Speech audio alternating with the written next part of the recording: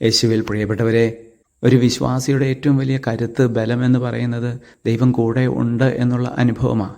എന്നാൽ അവിശ്വാസിയെ സംബന്ധിച്ചിടത്തോളം, വിശ്വാസം കുറവുള്ള ഒരു വ്യക്തിയെ സംബന്ധിച്ചിടത്തോളം ദൈവം കൂടെ ഉണ്ട് എന്നുള്ളൊരു അനുഭവം ഉണ്ടാവില്ല.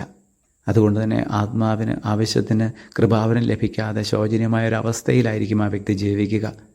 നൈമിഷിക സുഖങ്ങൾ തേടിപ്പോകുന്ന ശരീരത്തിൻ്റെയും മനസ്സിൻ്റെയും നിയന്ത്രണങ്ങളിൽ ആ വ്യക്തി ഉൾപ്പെട്ടു പോകുന്നു.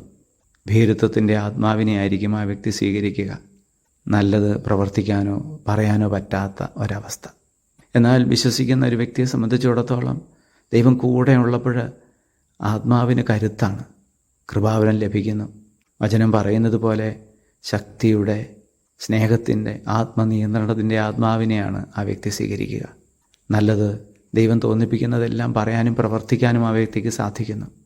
ദൈവത്തെയും ചുറ്റുമുള്ളവരെ ഒത്തിരി സ്നേഹിക്കാൻ, അത് ഏതവസ്ഥയിലാണെങ്കിലും അങ്ങനെ സ്നേഹിക്കാൻ ആ വ്യക്തിക്ക് സാധിക്കുന്നു. ശരീരത്തിൻ്റെയും മനസ്സിൻ്റെയും പ്രവണതകളെ നിയന്ത്രിച്ചുകൊണ്ട് ആത്മനിയന്ത്രണത്തിൽ കഴിയുവാൻ ആ വ്യക്തിക്ക് സാധിക്കുകയാണ്. സ്നേഹനാഥനായ ഈശോയെ, അങ്ങയോട് ചേർന്ന് ജീവിച്ചുകൊണ്ട് ശക്തിയുടെയും സ്നേഹത്തിൻ്റെയും ആത്മനിയന്ത്രണത്തിൻ്റെയും ആത്മാവിനെ സ്വീകരിച്ചുകൊണ്ട് ജീവിക്കുവാൻ ഞങ്ങളെ അനുഗ്രഹിക്കുമാറാകണമേ, ഇപ്പോഴും എപ്പോഴും എന്നേക്കും.